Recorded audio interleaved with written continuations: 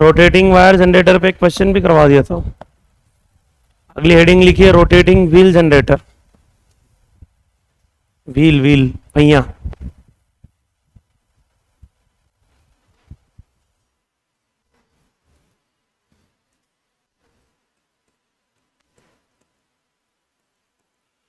Rotating wheel generator.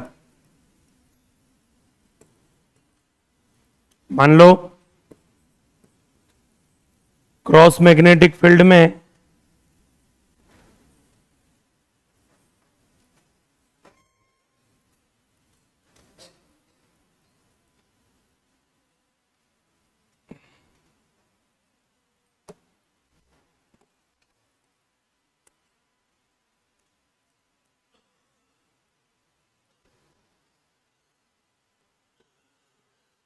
अगर omega angular velocity से एक व्हील को रोटेट किया जाए, किसमें? क्रॉस मैग्नेटिक फील्ड में, तो ये व्हील का जो एक स्पोक है, ये कल जो हमने पढ़ा वो नहीं हो जाएगा रोटेटिंग वायर जनरेटर। तो ये एक रोटेटिंग वायर जनरेटर है, ये भी रोटेटिंग वायर जनरेटर है, ये भी, ये सब जितने भी स्पोक हैं सबके सब क्या है? Rotating wire. तो ये सब सेल बन जाएंगे कितने वोल्ट के? बवाल नहीं यार, half B omega L square. बवाल से बाहर आओ थोड़ा सा, ठीक है? Half B omega L square, यहाँ एल की जगह क्या दिया हुआ है? रेडियस दिया है, तो half B omega R square. तो सबके सब जितने भी स्पोक हैं वो क्या बन गए? सेल बन गए। नेगेटिव पॉजिटिव सोच लेते हैं, गलत बना दिया मैंने, पोलैरिटी गलत है। चलो पहले ये बना लेते हैं नंबर ऑफ स्पोक्स।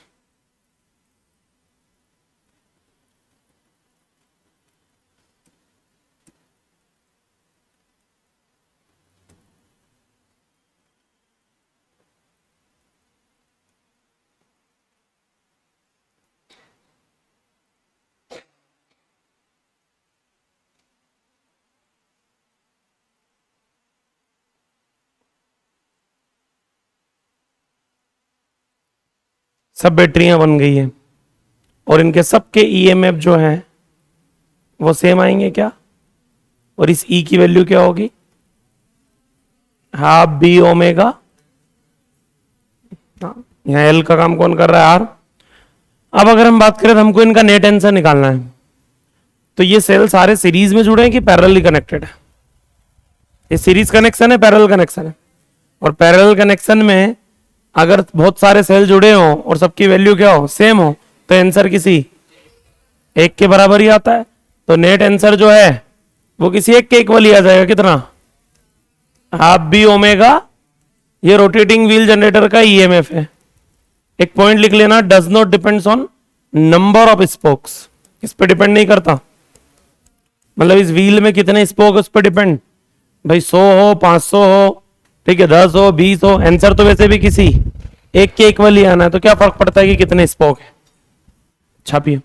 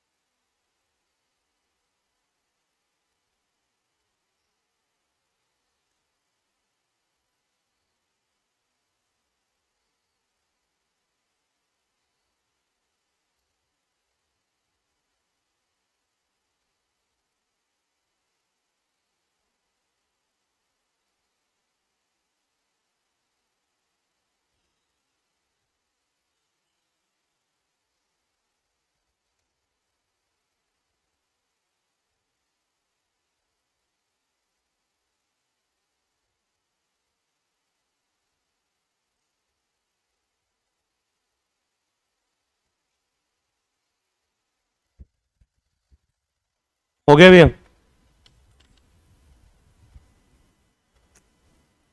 बढ़े आगे। अब अगर नंबर ऑफ स्पोक्स पे डिपेंड नहीं करता है और नंबर ऑफ स्पोक्स को हम इनफाइनाइट कर दे तो नंबर ऑफ स्पोक्स को इनफाइनाइट कर दें तो ये डिस्क बन जाएगी। भाई इनफाइनाइट स्पोक मतलब एक के पास एक बहुत सारे लगे हुए होंगे, और जब स्पोक्स ऐसे एक के साथ एक जुड़ते जाएंगे तो ये जो व्हील है, ये व्हील थोड़ी ना रहेगा, क्या बन जाएगी? ये डिस्क बन जाएगी, बहुत सारे स्पोक हो जाएंगे। तो समझे क्या बोल रहा हूं मैं? समझ में आया? ऐसे नंबर ऑफ स्पोक्स बढ़ाते जाओगे मान लो, तो ये मटेरियल जो है, जो बीच में आपको खाली गैप दिखाई दे रही है, यहां मटेरियल आने लगेगा, तो ये पूरी जो है वो क्या बन जाएगी? कंप्लीट डिस्क बन जाएगी। है कि नहीं आया समझ में? तो नेक्स्ट हेडिंग लिखिए, rotating disc generator.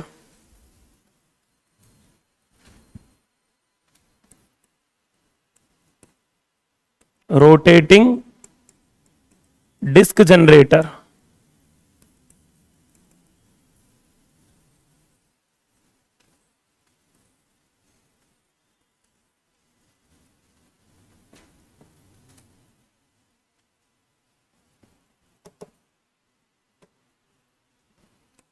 Cross magnetic field है और एक डिस्क को ओमेगा एंगुलर वेलोसिटी से रोटेट कर रहे हैं। रेडियस ऑफ डिस्क इज, बताओ इसका ईएमएफ क्या लिखोगे? उतना ही, हाफ बी ओमेगा, जितना एक स्पोक का आता है। क्यों? क्योंकि नंबर ऑफ स्पोक्स पे तो डिपेंड करता ही नहीं है। डिस्क में इनफाइनाइट स्पोक है तो भी आंसर तो वही आएगा, half B omega R square.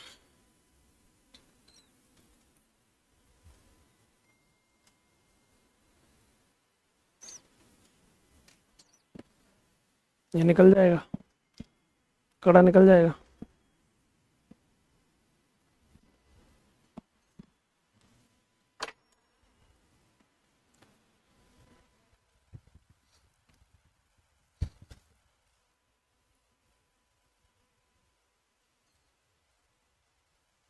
Next heading लिखिए, छाप लिया क्या? रोटेटिंग कोयल जनरेटर। लास्ट जनरेटर है ये, रोटेटिंग कोयल जनरेटर। रोटेटिंग कोयल जनरेटर। आपके यहां, अपने यहां जो इलेक्ट्रिसिटी आती है वो इसी जनरेटर से बनती जो आप पढ़ने जा रहे हैं। कौन सा? रोटेटिंग कोयल जनरेटर। पहिया या वायर नहीं घुमाया जाता, क्या घुमाया जाता है? कोयल रोटेट की जाती है। किसमें? मैग्नेटिक फील्ड में। बढ़े आगे।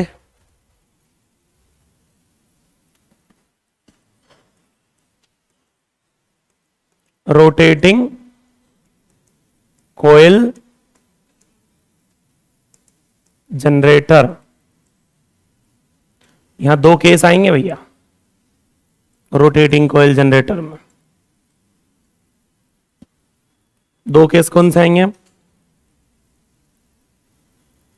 फर्स्ट, अच्छा यहां सबसे बड़ी प्रॉब्लम पता क्या होती है? यहां बहुत कंफ्यूजन होता है, कभी आंसर 0 आ रहा होता है, कभी कुछ आंसर आ रहा होता है। तो वो मैं समझाना चाह रहा हूं कि कब क्या टिक करना है। पहला, rotation axis is parallel to magnetic field, या फिर आप ऐसा बोल सकते हो, rotation axis is parallel to magnetic field, या coil is rotated about its axis perpendicular to magnetic field। ठीक है, समझ में नहीं आता कब पैरेलल क्या परपेंडिकुलर क्या बोलना चाह रहे हैं एग्जैक्टली।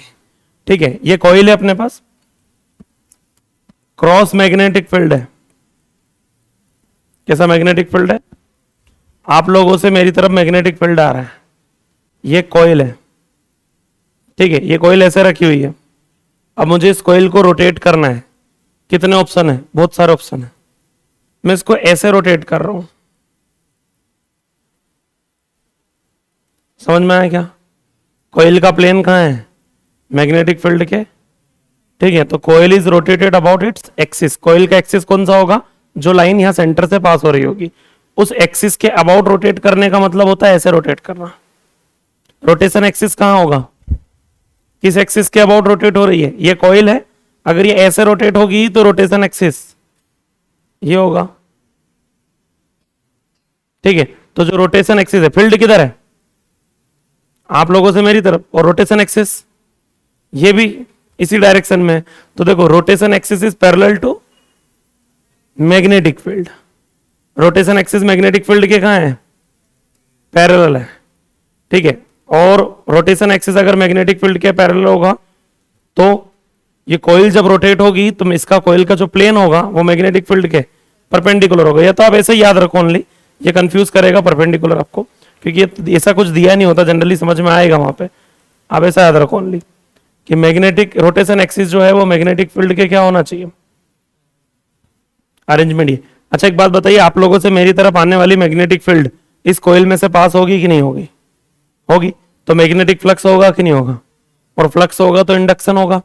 नहीं, फ्लक्स होने से इंडक्शन नहीं आता, फ्लक्स चेंज होने से इंडक्शन आता है। फ्लक्स होने से इंडक्शन आता है या चेंज होने से आता है? फ्लक्स चेंज हो रहा है इसका। कॉइल छोटी है बड़ी होती हुई दिख रही है आपको? एरिया बदल रहा है कॉइल का, मैग्नेटिक फील्ड बदल रही है, थीटा बदल रहा है, फ्लक्स चेंज हो रहा है, इंडक्शन होगा, जीरो आंसर आएगा। क्रॉस मैग्नेटिक फील्ड है, उसमें ये कॉइल रखी हुई है, उसके एक्सिस के अबाउट उसको ओमेगा एंगुलर वेलोसिटी से रोटेट किया जाए, रोटेशन एक्सिस पैरेलल है, तो इंड्यूस्ड ईएमएफ की वैल्यू क्या आ जाती है? जीरो। यहां पे और rotation axis is perpendicular to magnetic field और coil is rotated about diameter. Diameter के अबाउट रोटेट करना है। आप लोगों से मेरी तरफ फील्ड है, इस बार रोटेशन एक्सिस ये नहीं है, इस बार रोटेशन एक्सिस ये है, ठीक है। डायमीटर जो कॉइल का डायमीटर है, अब ये रोटेशन एक्सिस होगा तो कॉइल ऐसे रोटेट होगी उस एक्सिस के अबाउट, हाँ या ना? अब क्या लगता है आपको? अभी थीटा जीरो, भाई मैग्नेटिक फील्ड इधर है और एरिया भी इधर ही आएगा, तो अभी फ्लक्स कितना? बी ए। अब एंगल बन गया ना, हाँ ना? अभी जीरो हो गया फ्लक्स, भाई अभी फ्लक्स क्या है? मैक्सिमम। अब क्या हो गया? जीरो, वापिस से क्या हो गया? मैक्सिमम। इसको अगर 0 डिग्री माना तो इसको 180 डिग्री, वापिस से क्या हो गया? जीरो, फिर बढ़ेगा, फिर घटेगा, बढ़ेगा, घटेगा, बढ़ेगा, घटेगा। क्या फ्लक्स चेंज हो रहा है? क्यों चेंज हो रहा है? चेंज होने का रीजन क्या? एरिया चेंज हो रहा है। क्या मैग्नेटिक फील्ड चेंज हो रही है? फिर चेंज क्या हो रहा है? एंगल, ठीक है। कॉइल का मैग्नेटिक फील्ड के साथ एंगल चेंज हो रहा है, क्योंकि कॉइल डायमीटर के अबाउट क्या हो रही है? रोटेट हो। तो ये एंगल कितना होगा? बोले एंगल कितना होगा मतलब क्या? ये तो कुछ भी हो सकता है कभी भी, ये तो कभी भी। तो ये थीटा कैसे निकालेंगे? ये थीटा हम निकालेंगे सर्कुलर मोशन रोटेशनल मोशन के कॉन्सेप्ट से। वहां हम लिखते हैं omega equal to theta by T. तो थीटा को हमको क्या लिखना पड़ेगा? Omega T. थीटा को हमको क्या लिखना पड़ेगा? क्योंकि थीटा टाइम पे डिपेंड कर रहा है, कभी 0 है, कभी 90 है, फिर 180 है, फिर 90 है, फिर 0 है। वैल्यू चेंज हो रही थीटा की टाइम के रेस्पेक्ट में बार बार बार बार, हाँ है ना? तो इंडक्शन आएगा क्या? एग्जैक्ट आएगा, क्यों नहीं आएगा? फ्लक्स चेंज होगा तो ईएमएफ इंड्यूस होगा। चलो यहां पे मैग्नेटिक फील्ड क्या मान ले हम?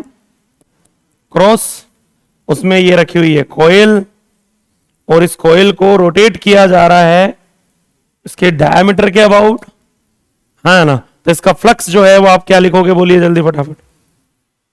इसका फ्लक्स कितना लिखेंगे हम? इस कॉइल का flux phi is equal to N B A cos theta, और थीटा ही तो वेरी कर रहा है। थीटा की वैल्यू कितनी आएगी? Omega T. ओमेगा क्या है कॉइल का? Angular velocity. एंगुलर वेलोसिटी मतलब कितना एंगल घूमता है 1 सेकंड में, तो टी सेकंड में जो एंगल बनेगा वो यहां से आ जाएगा। तो थीटा को आप क्या लिख सकते हो? Omega T. तो फ्लक्स की वैल्यू क्या हो गई? एन बी ए, बोलिए, कॉस ओमेगा टी, ये क्या हो गया इसका फ्लक्स। और फिजिक्स में जो भी क्वांटिटी साइन और कोस का फंक्शन होती है वो एसएचएम करती है। साइन और कोस के फंक्शन होने का मतलब क्या होता है, एसएचएम होना। तो इसका मतलब क्या हो रहा है, फ्लक्स क्या कर रहा है, flux represent simple harmonic motion, flux simple harmonic motion कर रहा है। एसएचएम करने का मतलब क्या होता है, कोस का फंक्शन, कोस 0 डिग्री पे मैक्सिमम होता है, घटेगा 0 हो जाएगा, माइनस में बढ़ेगा फिर बढ़ेगा, तो ऐसे फ्लक्स भी होगा, फ्लक्स बढ़ेगा घटेगा 0 हो जाएगा, माइनस में जाएगा फिर प्लस में जाएगा। इसको क्या बोलते हैं, एसएचएम करना, कोस का फंक्शन है क्योंकि। अब फेराडे साहब क्या बोल के गए, फेराडे साहब बोल के गए हैं कि induced EMF is equal to minus of d phi by d t. जो इंड्यूस्ड ईएमएफ होगा वो rate of change in flux के इक्वल होगा, minus of d phi by d t. अगर ये फ्लक्स है तो इस कोयल में ईएमएफ कितना इंड्यूस होगा, बोले इसको डिफरेंशिएट करना पड़ेगा। कैसे करते हैं डिफरेंशिएट, देखिए एक तो minus, N constant, B constant, A constant. पहले थीटा डिफरेंशिएट होता है, पहले जो भी कोस के बाद लिखा होता है वो डिफरेंशिएट होता है, साइन या कोस के बाद। तो ओमेगा टी का डिफरेंशियल क्या बनेगा, ओमेगा। तो ओमेगा टी का डिफरेंशियल क्या हो गया, ओमेगा। ओमेगा टी का डिफरेंशियल क्या हो गया, ओमेगा। और कोस का क्या होता है, साइन का होता है कोस, कोस का माइनस साइन, वो माइनस जब लगाएंगे तो ये बाहर वाले माइनस को क्या बना देगा, प्लस साइन थीटा। वापस से ओमेगा टी कॉपी करना होता है बाद में भी, पहले डिफरेंशिएट भी करना होता है, बाद में वापस लिखना भी होता है। यही रूल है साइन कोस के डिफरेंशियल का। तो बताओ इंड्यूस्ड ईएमएफ की जो वैल्यू है वो कितनी आ गई, एन बी ए ओमेगा साइन ओमेगा टी। तो ये तो साइन का फंक्शन हो गया, कौन, इंड्यूस्ड ईएमएफ। तो ये भी क्या करेगा, एसएचएम करेगा। अरे ईएमएफ क्या कर रहा है, ईएमएफ रिप्रेजेंट एसएचएम। और साइन के आगे जो वैल्यू लिखी हुई होती है इसको अपन क्या बोलते हैं, मैक्सिमम वैल्यू, या फिर दो नाम होते हैं इसके, मैक्सिमम वैल्यू या एम्पलीट्यूड। क्या बोलते हैं, मैक्सिमम वैल्यू या, भाई साइन थीटा जब 1 होगा तभी वैल्यू मैक्सिमम आएगी ना। तो हमेशा ध्यान रखना एसएचएम में ये सबसे इंपॉर्टेंट चीज है, साइन मैक्सिमम फ्लक्स कितना आएगा, एनबीए, 0 डिग्री पे आएगा एनबीए। कुछ समझ में आ रहा मैं क्या बोलना चाह रहा हूं, क्लियर है। अच्छा फ्लक्स किसका फंक्शन है, कोस का, और साइन वो सॉरी ईएमएफ साइन का। तो मान लो थीटा 0 डिग्री बनेगा जब कोयल रोटेट होते होते, कोयल दे दी क्या मैंने तेको, ठीक है चलेगा, ठीक है। कोयल जब 0 डिग्री के एंगल पे होगी तो कोस 0 1 होता है और साइन 0 0 होता है, तो फ्लक्स मैक्सिमम होगा और ईएमएफ 0 होगा। जब कोयल रोटेट होकर 90 डिग्री पे आ जाएगी तो कोस 90 0 होता है, तो फ्लक्स 0 हो जाएगा, और साइन 91 होता है मैक्सिमम, तो फ्लक्स मैक्सिमम वो सॉरी ईएमएफ क्या होगा।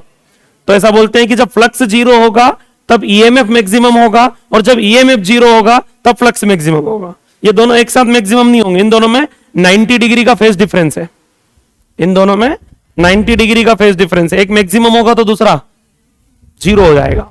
हाँ मतलब मिनिमम नहीं बोलेंगे, मिनिमम माइनस में होता है क्योंकि, है ना, एक मैक्सिमम होगा तो दूसरा 0 होगा मैग्नीट्यूड में, क्लियर है क्या। अब ये वोल्टेज अगर किसी रजिस्टर के अंदर आप भेजोगे तो करंट कितना फ्लो होगा, I equal to V by R, तो डिवाइडेड बाई रेजिस्टेंस, तो वो करंट भी क्या करेगी, एसएचएम करेगी। भाई जब वोल्टेज एसएचएम कर रहा है और यही वोल्टेज अगर आपने किसी वायर में भेज दिया तो उस वायर में फ्लो होने वाला करंट भी क्या करेगा, एसएचएम करेगा। मतलब वायर में एक तरफ करंट बढ़ेगा, मैक्सिमम हो जाएगा, फिर डिक्रीज होते होते क्या हो जाएगा 0, फिर इधर बढ़ेगा, फिर मैक्सिमम हो जाएगा, फिर डिक्रीज होते होते क्या हो जाएगा 0, फिर इस डायरेक्शन में बढ़ेगा। जो एसएचएम करते हैं वो बार बार अपनी डायरेक्शन चेंज करते हैं, किस फ्रीक्वेंसी से करेंगे वो इस ओमेगा पे डिपेंड करेगा कि ओमेगा कितना है।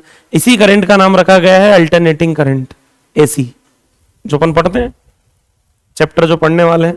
अल्टरनेटिंग करंट ऐसे ही होता है, क्या करता है, एसएचएम कर रहा होता है, वेरिएबल करंट है वो। जो हमारे यहाँ आ रहा है वो कैसा करंट है, अल्टरनेटिंग करंट है। तो अल्टरनेटिंग करंट तो बार बार 0 होता है बीच में, ये 0 होते हुए तो नहीं दिख रहा, हो रहा है। अपना जो ओमेगा है ना, ओमेगा अपना ओमेगा है 100 पाई, अपना इंडिया का जो ओमेगा है वो कितना है 100 पाई। 100 पाई को 2 पाई एफ के इक्वल लिखोगे तो अपनी फ्रीक्वेंसी कितनी, 50 हर्ट्ज। अपने इंडिया की फ्रीक्वेंसी कितनी है 50 हर्ट्ज, और फ्रीक्वेंसी मतलब नंबर ऑफ साइकिल पर सेकंड। एक सेकंड में अपना ये जो वोल्टेज है कितने साइकिल कंप्लीट कर रहा है, 50 साइकिल। और साइन और कोस के बारे में आप जानते हो, साइन जो है वो एक साइकिल में कितनी बार 0 होता है, दो बार, एक बार प्लस में होकर जीरो होता है, एक बार माइनस में होकर जीरो होता है। तो एक साइकिल में कितनी बार जीरो होगा? दो बार। और अपने जो वोल्टेज और करंट है ये एक सेकंड में कितने साइकिल कंप्लीट कर रहे हैं? 50। तो एक सेकंड में कितनी बार जीरो हो रहा है? 100 बार।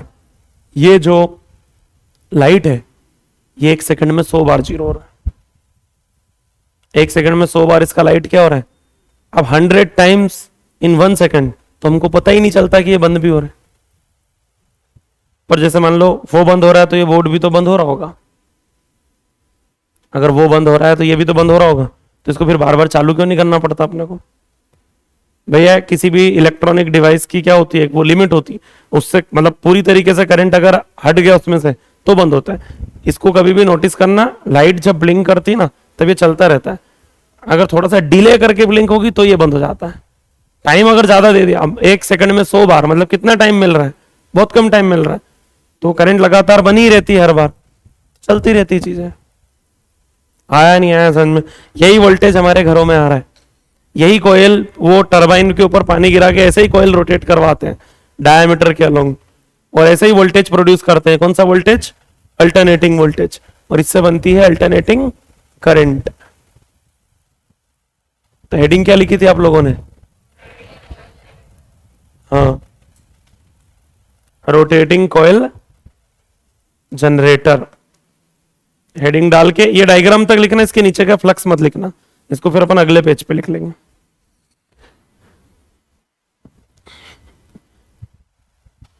तो दोनों ही सिंपल है, केस 1 केस 2।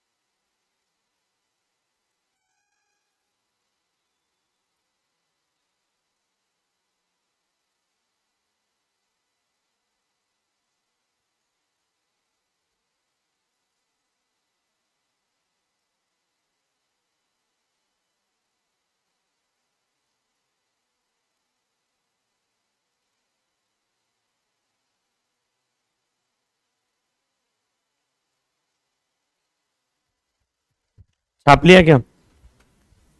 रोटेटिंग।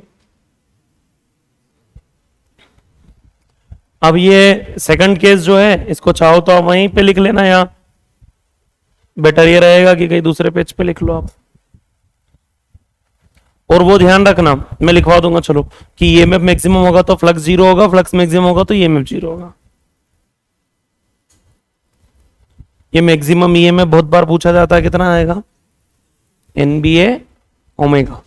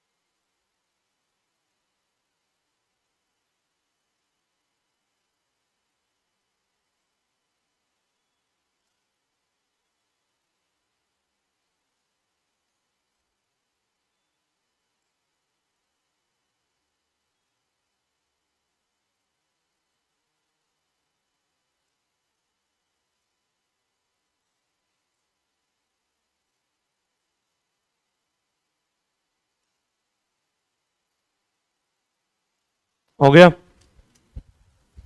आगे बढ़े।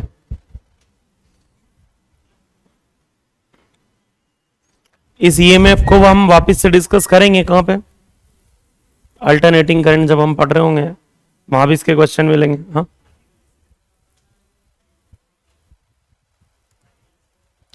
जैसे वो पोजीशन एसएचएम करती, पार्टिकल नहीं। मोमेंट पार्टिकल का नहीं होता, मोमेंट क्वांटिटी का होता है। तो यहाँ पे वोल्टेज ई और जो करंट है वो एसएचएम कर रहा है।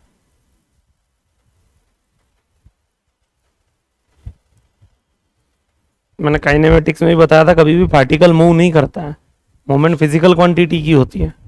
वो तो पोजीशन के मोमेंट को हम बोल देते हैं मोमेंट ऑफ पार्टिकल। बढ़े आगे,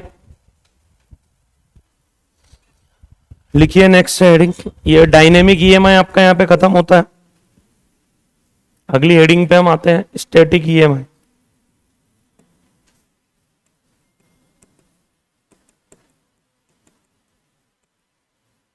स्टैटिक ईएमआई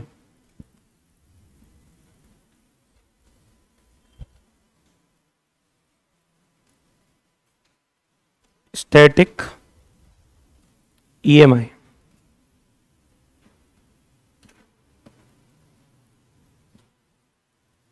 देखिए, अगर रखे रखे इंडक्शन आने लगे तो हम उसको क्या बोल देते हैं, स्टैटिक ईएमआई।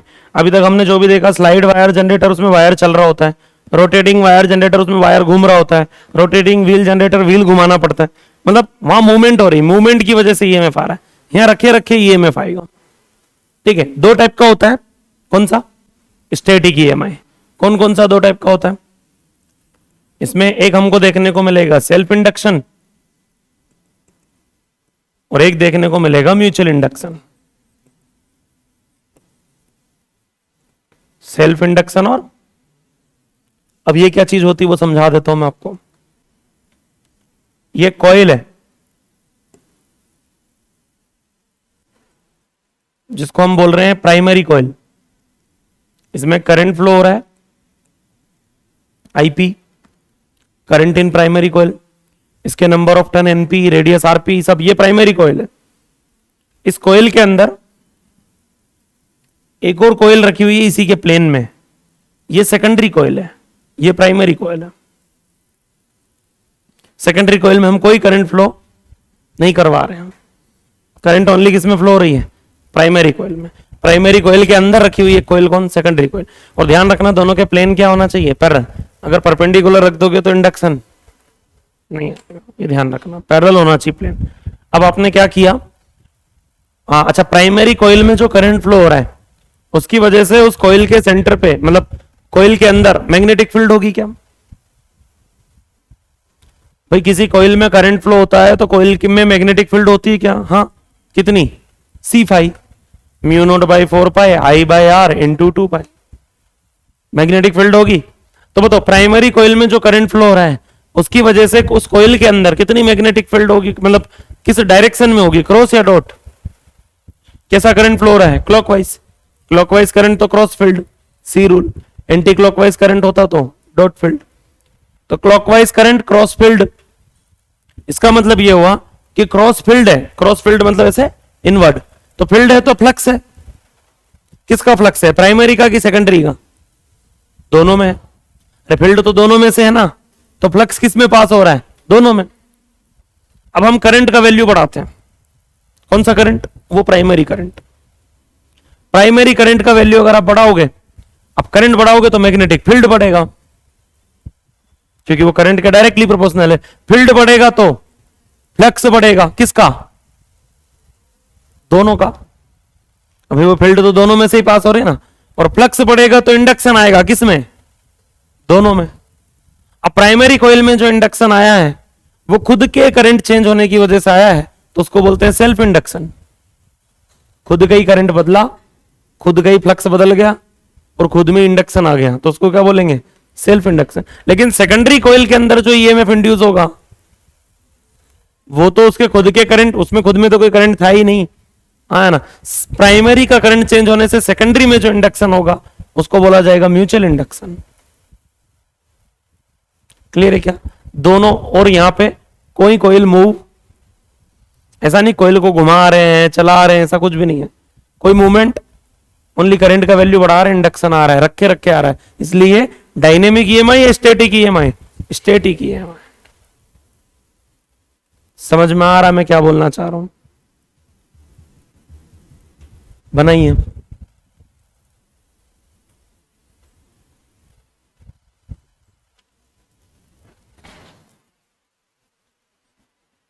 एग्जाम्पल ले लेते हैं अपन कि मान लो प्राइमरी कोयल का करंट आप बढ़ाते हैं, तो प्राइमरी कोयल का करंट बढ़ाने से मैग्नेटिक फील्ड की वैल्यू बढ़ती है, फील्ड बढ़ने से प्राइमरी का फ्लक्स और सेकेंडरी का फ्लक्स दोनों बढ़ता है, फ्लक्स बढ़ने से ईपी इंड्यूस होता है, मतलब इंडक्शन आता है, और सेकेंडरी में ईएमएफ इंड्यूस होता है। ठीक है, ये जो है इसी का नाम रखा गया है क्या? खुद की वजह से आया है, खुद में ही आया, तो ये सेल्फ इंडक्शन। और ये जो से ये हुआ है इसी को बोलते हैं क्या? Mutual induction. सेल्फ इंडक्शन और म्यूचुअल इंडक्शन।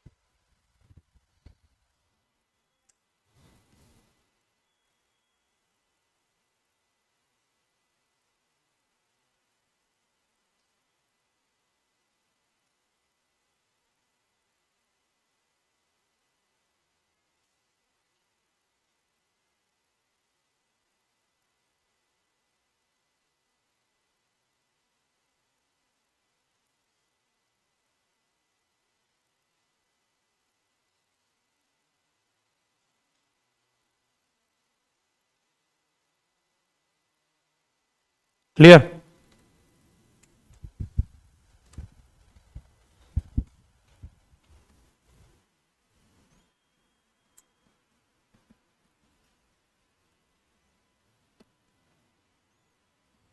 देखिए, जो प्राइमरी कॉइल का फ्लक्स है वो डायरेक्टली प्रोपोर्शनल होगा किसके?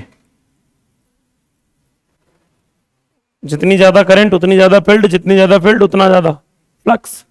और जो सेकेंडरी कॉइल का फ्लक्स है वो डायरेक्टली प्रोपोर्शनल होगा किसके? वो भी प्राइमरी करंट के। क्यों? क्योंकि सेकेंडरी में तो कोई करंट है नहीं। दोनों ही कॉइल का फ्लक्स किस पे डिपेंड कर रहा है?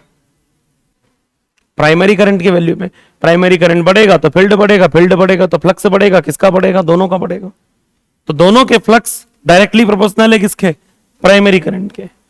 तो जब प्राइमरी कॉइल का फ्लक्स, मतलब ये प्रोपोर्शनलिटी का साइन हटाते हैं तो एक कांस्टेंट आता है एल, इसको बोलते हैं क्या? Self inductance.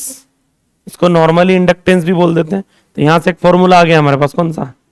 Pi is equal to L I. किसके लिए? सेल्फ इंडक्शन के केस में। यहां अगर हम बात करें तो यहां जब प्रोपोर्शनलिटी का साइन हटाते हैं तो यहां भी एक कांस्टेंट आता है, लेकिन यहां जो कांस्टेंट आता है वो एल नहीं आता, यहां क्या आता है? एम आता है। एम बोले तो म्यूचुअल इंडक्टेंस। यहां पे क्या आएगा? Mutual inductance phi equal to M I. तो यहां भी एक फॉर्मूला रेडी हो गया अपना, फाई इज इक्वल टू, बोलो, phi is equal to M I. लेकिन आई प्राइमरी का लेना होता, फ्लक्स सेकेंडरी का लेना होता, ये ध्यान रहे। अच्छा लगे ऊपर लिखा है तो छोड़िए। और एल जब लिख रहे हो तब फ्लक्स और करंट दोनों किसके लेना होते हैं? प्राइमरी के। ये ध्यान रखना है। Phi equal to L I, phi equal to M I. दो फॉर्मूले हैं सेल्फ इंडक्शन और म्यूचुअल इंडक्शन के। छापिए।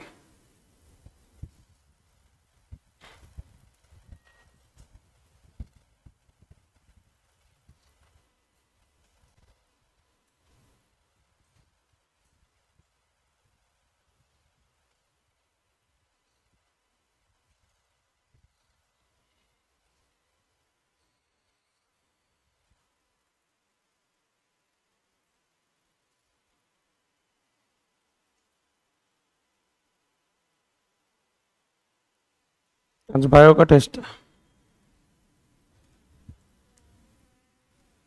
हाँ जी, मैंने पूरा चैप्टर डाल दिया है।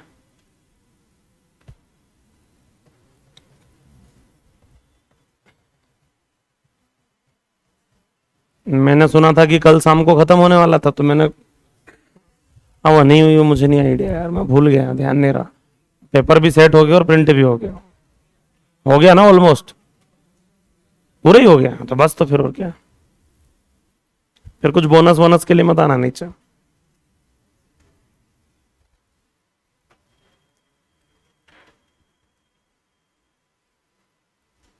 कल के मैग्नेटिज्म के पेपर में भी स्कोर काफी कम है तुम्हारा यार, पेपर सिंपल था, जबकि पेडिग्री आ सकता, पेडिग्री क्यों नहीं आ सकता? पेडिग्री ने क्या बिगाड़ा आप लोगों को? आंटी नहीं आएंगे, आएंगे ही नहीं।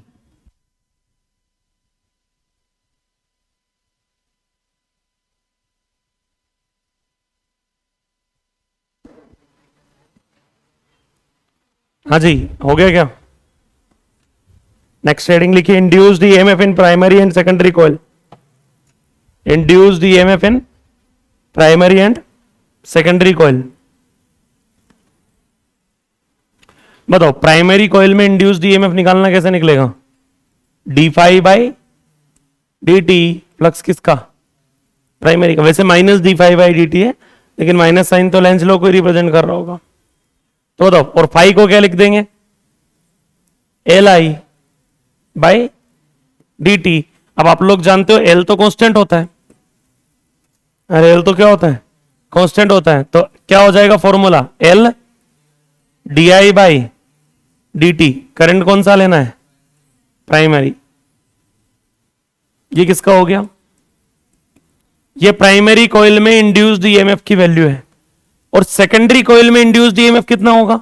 बोले सेकेंडरी कॉइल का इंड्यूस्ड ईएमएफ अगर निकालना है तो d phi by d t कीजिए, किसका? सेकेंडरी का। फेराडे ने बोला है rate of change in flux is equal to induced EMF. हाँ, कोयल प्राइमरी हो या सेकेंडरी हो, क्या फर्क पड़ता है? प्राइमरी कोयल का फ्लक्स लोगे, उसका rate of change in flux निकालोगे तो प्राइमरी वोल्टेज आ जाएगा, सेकेंडरी का निकालोगे तो सेकेंडरी वोल्टेज आ जाएगा। छापने के लिए टाइम दूंगा मैं। सेकेंडरी के लिए क्या लिखा जा सकता है? फिर आपको क्या चीजें याद नहीं रहती, फिर आप बोलते हो ना कि हम भूल जाते हैं फिजिक्स। उसका रीजन यही है कि इधर मैं लिख रहा हूं, आप भी लिख रहे हैं, ठीक है, समझने के टाइम पे आप लिख रहे हैं और लिखने के टाइम पे आप बातें कर रहे हैं, तो नुकसान आप ही का है, मुझे कोई दिक्कत नहीं है, बैठो फ्री बैठो। एक भी व्यक्ति क्लास में अगर लिखने के टाइम पे लिख रहा होगा तो मुझे उसके लिए रुकना तो है, तो आप उस टाइम पे क्या कर रहे हैं? बैठे हैं, ठीक है, तो उससे कोई सेंस नहीं बनता। समझने के टाइम पे समझिए, चीजें लंबे टाइम तक याद रहेगी। जितना आप फ्रेश माइंड, जितना कॉन्शियस माइंड अच्छे से नहा धो के प्रॉपर नींद लेके और दूसरे कुछ चीजों में ध्यान नहीं रखते हो, जितना फोकस रहेंगे क्लास में, उतने लंबे टाइम तक याद रहेगी। और जितने लंबे टाइम तक याद रहेगी उतने कम रिवीजन लगेंगे, और जितने कम रिवीजन लगेंगे आपके पास उतना एक्स्ट्रा टाइम होगा कुछ एक्स्ट्रा करने के लिए, एक्स्ट्रा स्कोर लाने के लिए। तो वो चीज वही में छोटी छोटी चीजें बहुत मैटर करती है, सिलेक्शन में ध्यान रखना। तो E D phi by d T, secondary के फ्लक्स को बताओ क्या लिखूंगा मैं? एम आई लिखना पड़ेगा इसको, डिवाइडेड बाई डी टी। वो phi equal to L I है प्राइमरी फ्लक्स, और सेकेंडरी फ्लक्स क्या? Phi equal to M I. तो सेकेंडरी वोल्टेज अगर निकालना है तो एम जो है अपना क्या आ जाएगा? एम जो है कांस्टेंट है तो बाहर आ जाएगा, तो बताओ क्या बच जाएगा? डी आई बाई, भाई d I by d t दोनों में है, लेकिन प्राइमरी में L d I by d t है, सेकेंडरी में M d I by d t, क्योंकि वो सेल्फ इंडक्शन है और ये म्यूचुअल इंडक्शन है। छापिया,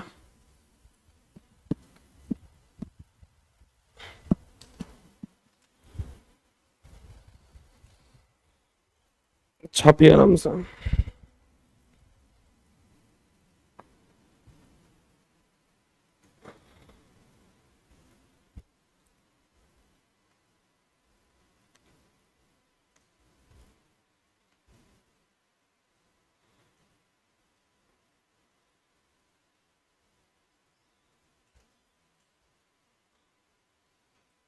आप लोग मेरे साथ जल्दी लिख भी लोगे तो उससे आप लोगों को अवार्ड मिल जाता है, कैसा क्या हो जाता है मतलब? बस हम इसलिए जल्दी लिख रहे होते हैं कि चलो लिख के खत्म करें, फिर सर बैठेंगे तब अपन भी फ्री बैठेंगे।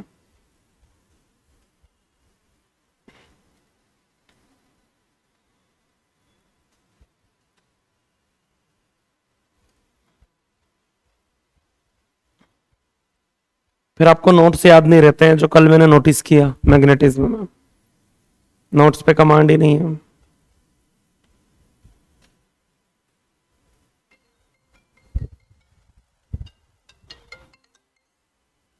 हाँ सर।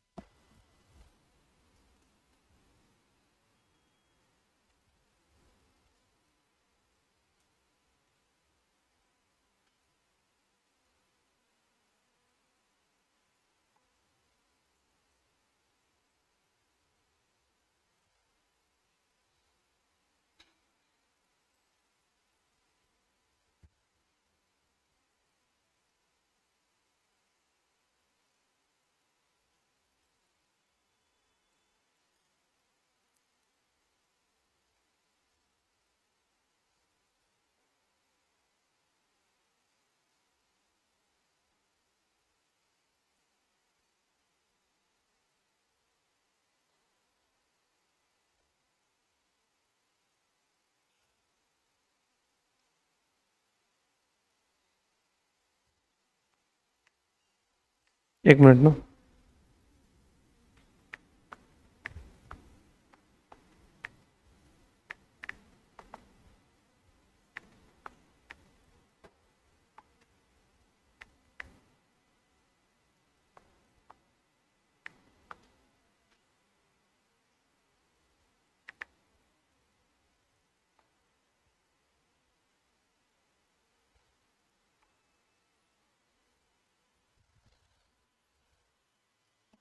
हो गया भैया सेल्फ इंडक्शन और म्यूचुअल इंडक्शन।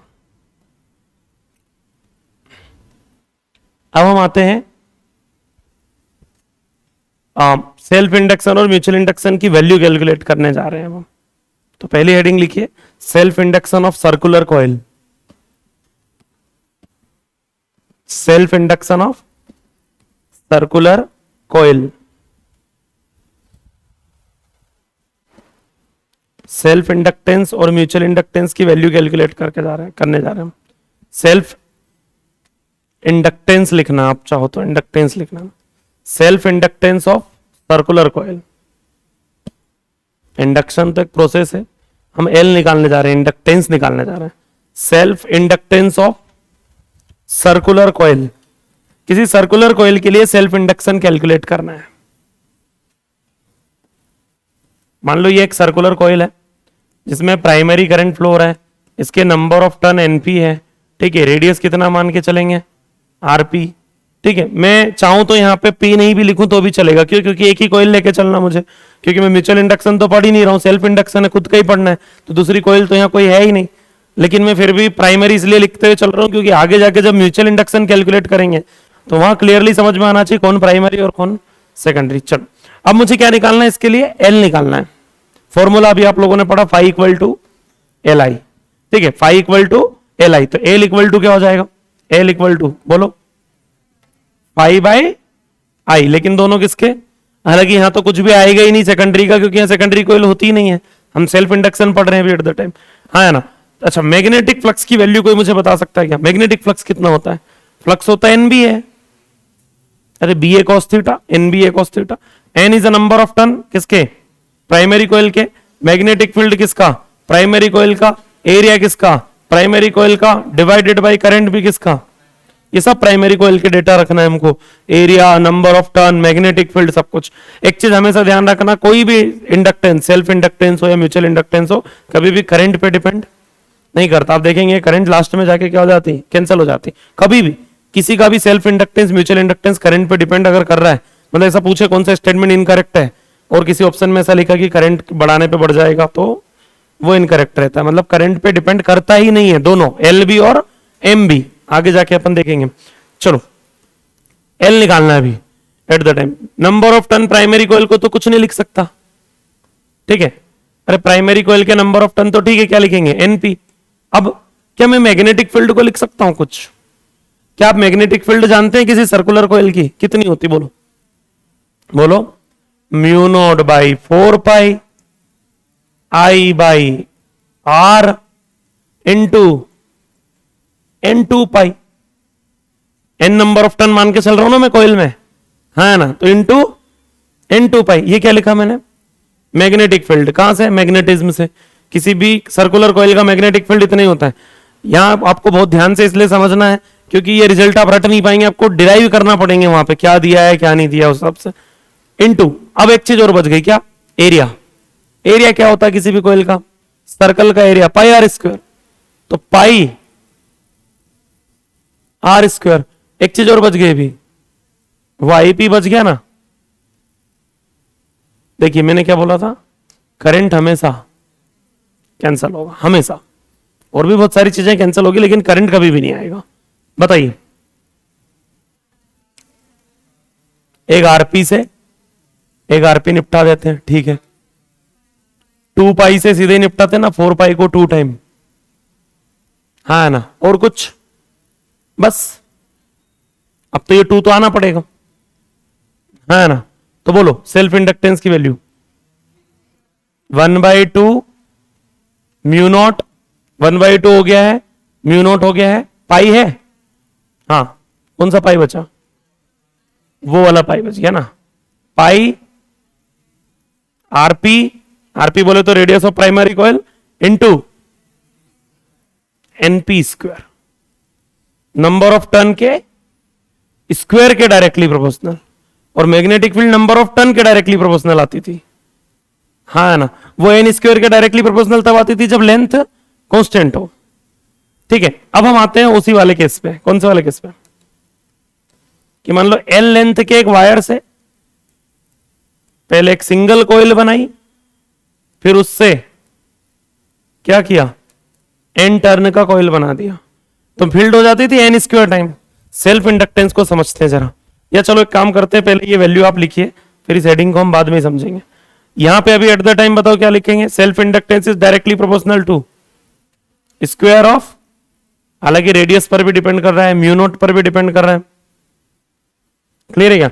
कॉइल के बीच में फेरोमैग्नेटिक मटेरियल ला के रख दूंगा तो सेल्फ इंडक्टेंस बढ़ जाएगा। अरे फेरोमैग्नेटिक मटेरियल आने पे वो जो म्यू नोट है उसमें म्यू आर का मल्टीप्लाई होगा ना, वो mu naught into mu R है। और फेरोमैग्नेटिक मटेरियल का म्यू आर ग्रेटर देन कौन होता है, पैरामैग्नेटिक मटेरियल लाके बढ़ा सकता हूं, डायामैग्नेटिक मटेरियल लाके घटा सकते हैं, कम हो जाएगा। छापिए,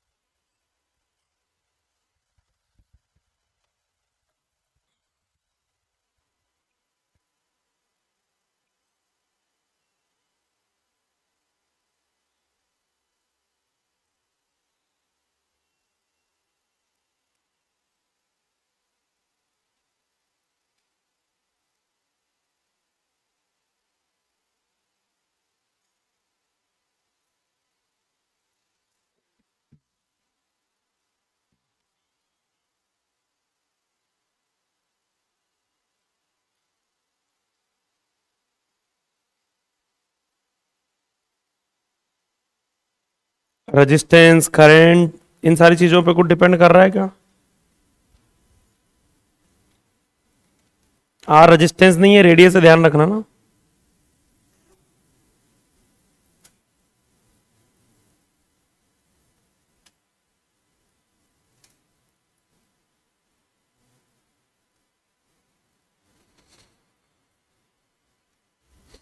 हो गया अभी सेल्फ इंडक्टेंस किसका, कॉइल का।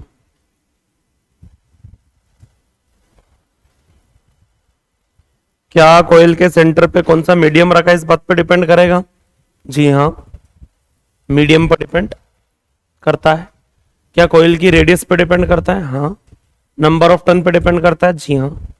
और किसी पे रेडियस मतलब रेजिस्टेंस, करंट, वोल्टेज पे डिपेंड नहीं करता।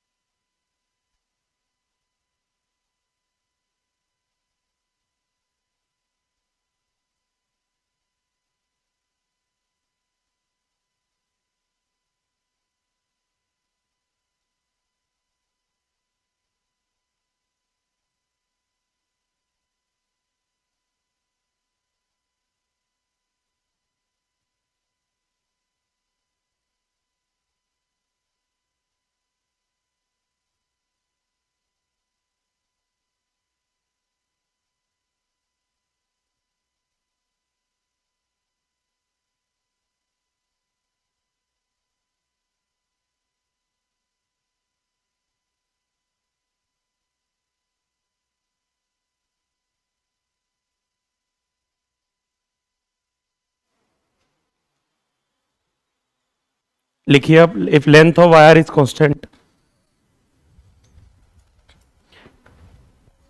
ये रेडियस कांस्टेंट का केस था। अब लेंथ ऑफ वायर अगर कांस्टेंट रहे तो क्या करना है? मतलब ये कि एक वायर है, उससे पहले एक सर्कुलर कॉइल बनाई सिंगल टर्न की जिसका सेल्फ इंडक्टेंस कितना है? L। फिर एक और कॉइल बनाया, इसमें n नंबर ऑफ टर्न है, तो इसका जो सेल्फ इंडक्टेंस है L डैश, वो क्या होगा? कांस्टेंट लेंथ के वायर से बना रहे हैं इस बार। क्लियर है? अच्छा, अब एक काम करना पड़ेगा कि इसका जो रेडियस है वो क्या मानेंगे? R, और इसका स्मॉल r मान लेते हैं। तो इसका जो लेंथ होगा कितना? 2 पाई r। वो किसने बनाया होगा? कंफ्यूजन होगा, लेंथ को स्मॉल l लिखो,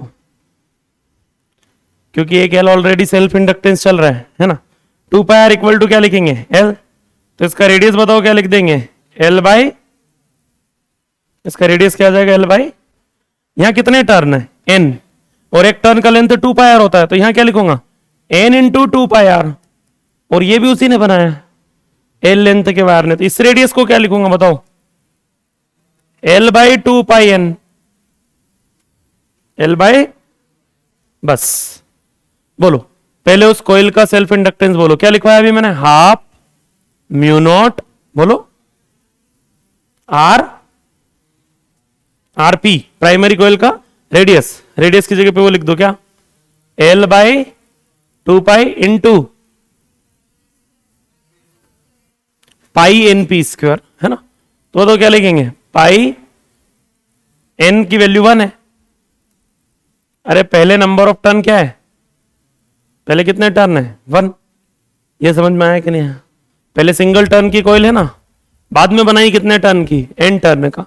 अब एल डेज लिखना है, तो बोलो half mu naught L by 2 pi N. अब लिखना पड़ेगा एन, रेडियस की जगह एल बाई 2 पाई एन लिखना पड़ेगा, इंटू पाई इंटू क्योंकि अब नंबर ऑफ टर्न कितने कर दिए एन, दोनों का क्या ले लो,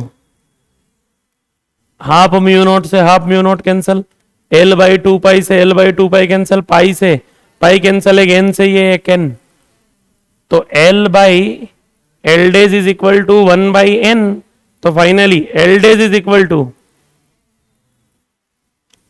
क्यों क्यों ये इसलिए पढ़ाया मैंने आप लोगों को क्योंकि आपको हैबिट है एन स्क्वायर का, मतलब नंबर ऑफ टर्न अगर एन कर देंगे तो कितना टाइम हो जाएगा, वो फील्ड होती है, वो क्या होती है, फील्ड और सेल्फ इंडक्टेंस के रिजल्ट एकदम ऑपोजिट है। मतलब ये है कि जो रिजल्ट्स हम लिखेंगे किसके लिए, मैग्नेटिक फील्ड के लिए, और एक हम किसके लिए देख रहे हैं, सेल्फ इंडक्टेंस के लिए।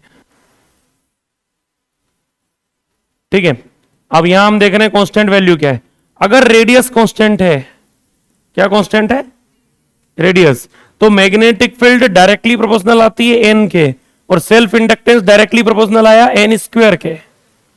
और अगर लेंथ ऑफ वायर कांस्टेंट बोल दिया जाए कि एक एल लेंथ के वायर से कोइल बनाई गई है ना, तो लेंथ ऑफ वायर अगर कांस्टेंट है तो मैग्नेटिक फील्ड हमने देखी थी एन स्क्वायर टाइम हो जाती है, होती ना एन स्क्वायर भी, तो वो डायरेक्टली प्रोपोर्शनल आती है एन स्क्वायर के, और सेल्फ इंडक्टेंस डायरेक्टली प्रोपोर्शनल आ रहा है एन के, उल्टे हैं रिजल्ट इनके, फील्ड का उल्टा है। रेडियस कांस्टेंट रख के नंबर ऑफ टर्न डबल करने पे मैग्नेटिक फील्ड डबल होती है, सेल्फ इंडक्टेंस 4 टाइम हो जाता है रेडियस कांस्टेंट रख के, और लेंथ कांस्टेंट रख के नंबर ऑफ टर्न डबल करने पे मैग्नेटिक फील्ड 4 टाइम हो जाती है, सेल्फ इंडक्टेंस डबल ही होता है। ये डिफरेंस है दोनों में, उल्टे हैं जस्ट। यहां तक लिख लिया था क्या, है ना, यहां से स्टार्ट करना है, छापिए जल्दी फटाफट।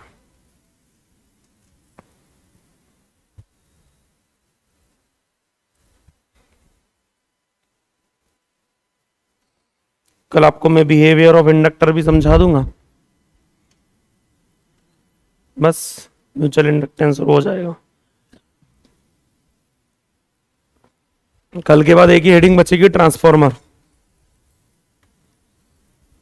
परसों खत्म।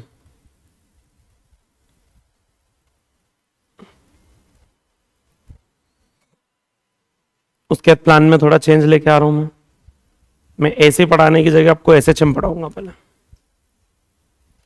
क्योंकि रिपीटर्स को मैंने ऐसे ही पढ़ाया ये मान के कि इनको थोड़ा बहुत बेसिक एसएचएम तो आता ही होगा, तो उनसे ऐसे ही बन नहीं रहा है,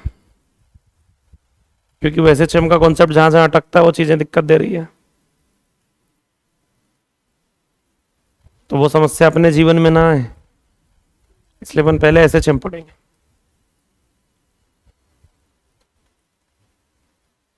तो अपना सीक्वेंस थोड़ा सा चेंज होगा, SHM wave then एसीईएम wave.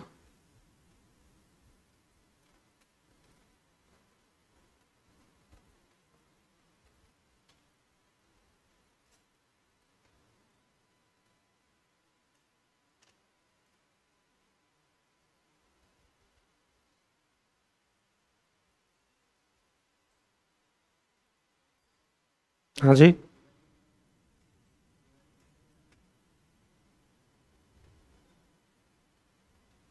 Diwali के पहले ही तो करना है।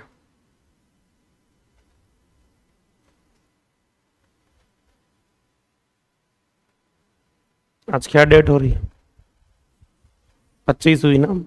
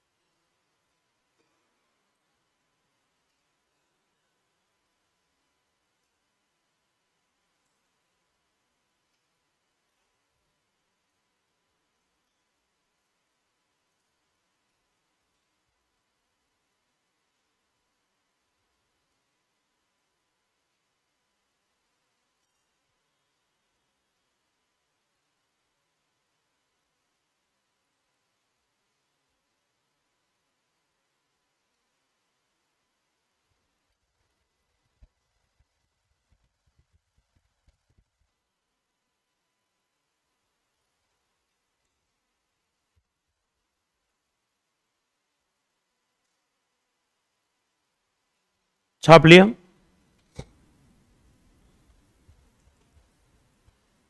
आगे बढ़ते हैं। नेक्स्ट हेडिंग लिखिए सेल्फ इंडक्टेंस ऑफ सोलेनोइड। क्या? अच्छा एक स्लाइड बची हुई।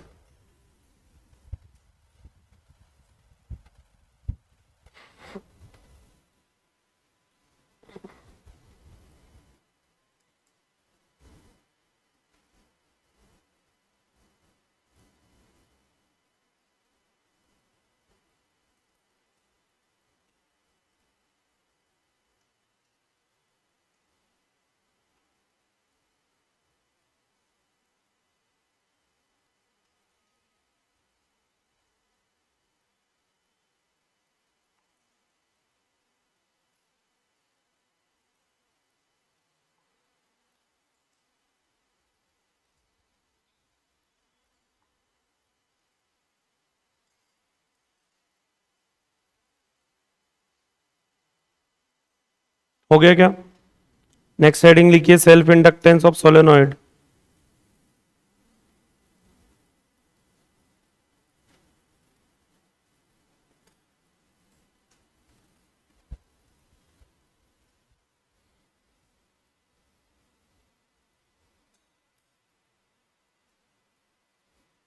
Self inductance of solenoid.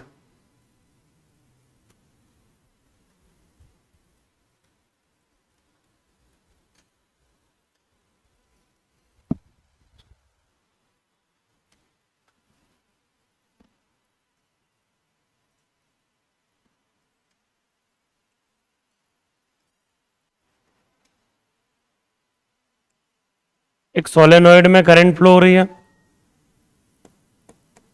ये प्राइमरी करंट है। करंट चेंज होगा, फील्ड चेंज होगा, फ्लक्स चेंज होगा, ईएमएफ इंड्यूस होगा। इसमें एरिया, ये एरिया ऑफ सोलेनोइड लेना होता है। रिजल्ट वही लगाएंगे, phi equal to L I, तो L equal to phi by I. भाई यहाँ प्राइमरी सेकेंडरी के झंझट तो है नहीं, जो भी ये सब प्राइमरी है। नंबर ऑफ टर्न भी किसके होंगे?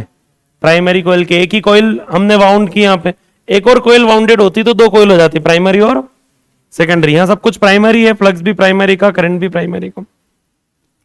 अब इसको सॉल्व करना है, तो एल इज इक्वल टू, बोलिए, या यहां नहीं लिखते, उधर लिखते हैं, तो बोलो L is equal to, flux को क्या लिखेंगे? Flux N B, area P नहीं लिखेंगे क्योंकि एरिया किसका लेना होता है? सोलेनोइड।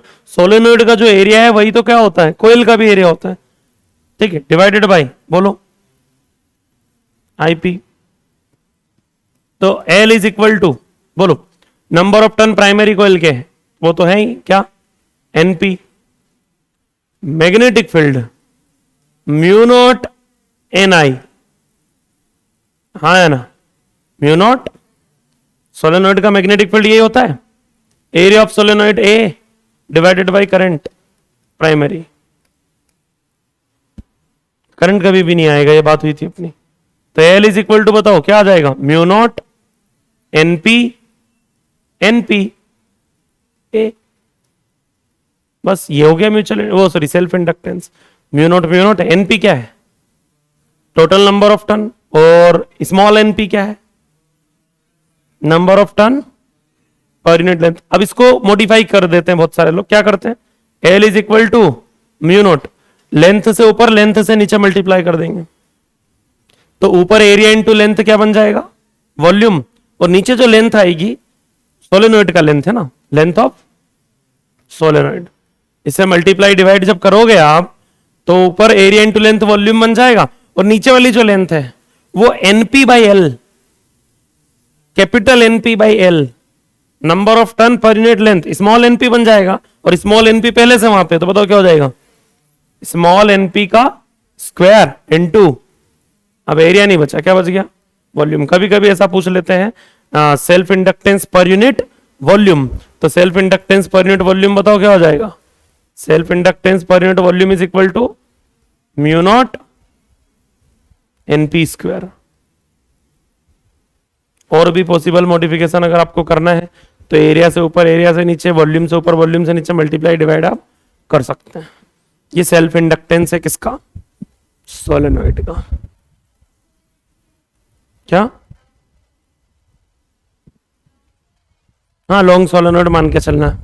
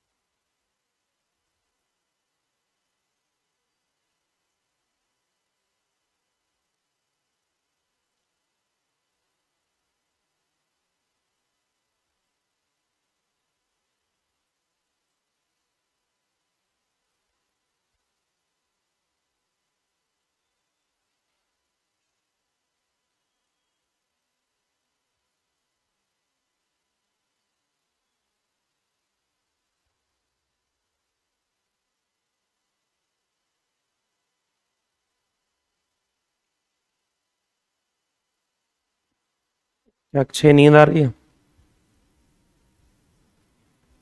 ऐसा लग रहा है मुझे आंखों से। नींद आ रही है, बीमार है? कुछ भी नहीं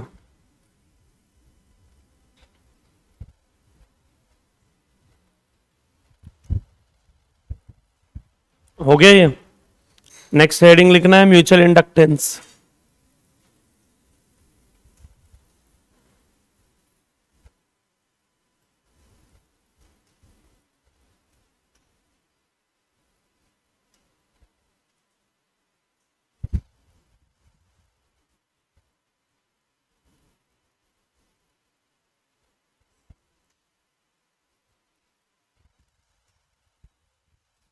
mutual inductance of circular coil. Self inductance calculate कर लिया, अब दोनों के लिए म्यूचुअल इंडक्टेंस कैलकुलेट करना है। Mutual inductance of circular coil.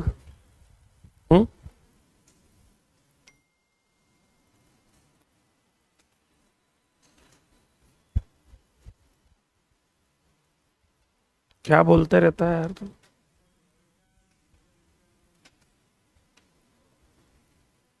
जितना पढ़ा रहा हूं उतना ही पढ़ ले यार,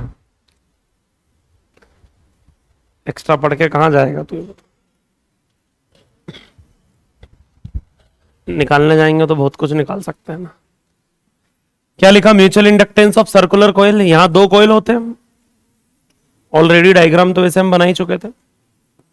ये प्राइमरी कॉइल, ये सेकेंडरी कॉइल। इसका radius, radius of secondary coil, ये radius of primary coil. Current इसमें फ्लो होगा, किसमें?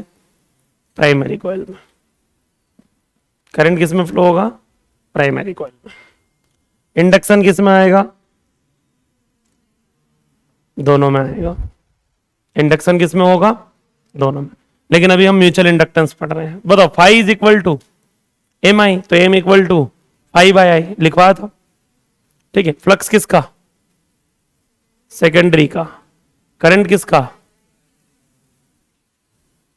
म्यूचुअल इंडक्टेंस में यही है, फ्लक्स सेकेंडरी का और करंट प्राइमरी का। अगर आपको ठीक से ध्यान हो, आज ही के लेक्चर में पढ़ा है, ठीक है। तो M is equal to, flux को क्या लिख सकते हैं? फ्लक्स क्या होता है?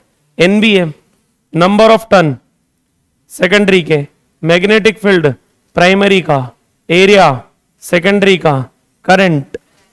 क्यों मैग्नेटिक फील्ड प्राइमरी का? क्यों? फील्ड उसी की वजह से तो प्रोड्यूस होगी क्योंकि करंट उसी में फ्लो हो रही है, हाँ है ना। बाकी हाँ, फ्लक्स किसका है? वो सेकेंडरी का। तो बताओ, mutual inductance M is equal to number of turn secondary divided by current, कौन सा? प्राइमरी, इनटू एरिया अच्छा, सेकेंडरी के एरिया को लिख लेंगे, अभी हम कुछ वैल्यू लिख लेते हैं। पहले बताओ प्राइमरी का मैग्नेटिक फील्ड कितना, बोलो। Mu naught by 4 pi I by R primary, ध्यान रखना है, mu naught by 4 pi I by R into N2 pi, NP 2 पाई लिखेंगे। भाई फील्ड प्राइमरी का है तो नंबर ऑफ टर्न यहां किसके आएंगे, प्राइमरी के, इनटू सेकेंडरी का एरिया, अरे एरिया पाई, जिसका एरिया लिख रहा है, बस ये ही आंसर है। बस इसको अब थोड़ा सा अरेंज करना, हमको बताओ क्या क्या चीजें हटेंगी। ये हटा देते हैं,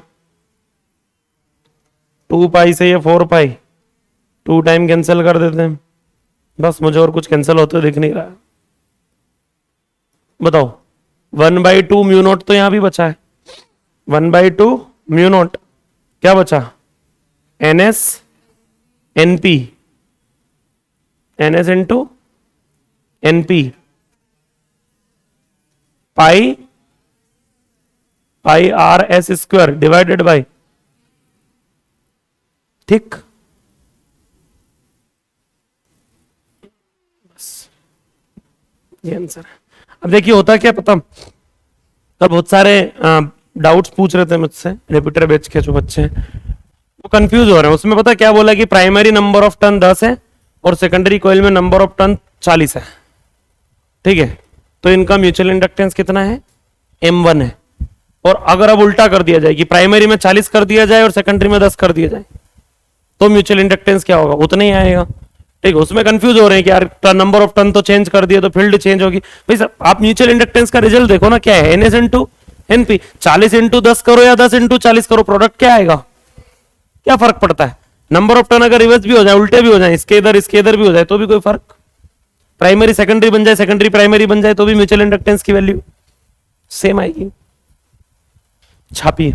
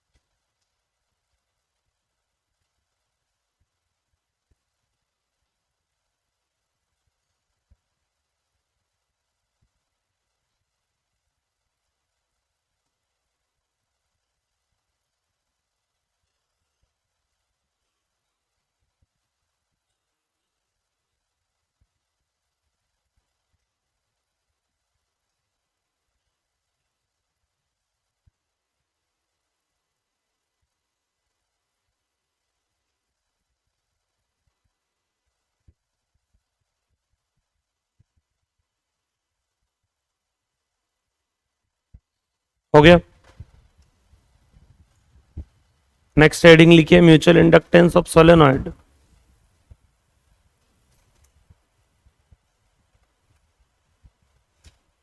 वैसे ये पूछा नहीं जाता है, कॉइल तक ही रहता है म्यूचुअल इंडक्टेंस, सेल्फ इंडक्टेंस दोनों का पूछता है,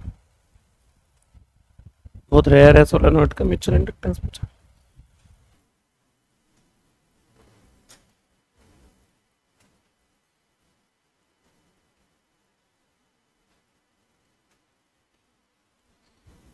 कल लिखेंगे इसको अपन, ये और बिहेवियर ऑफ इंडक्टर।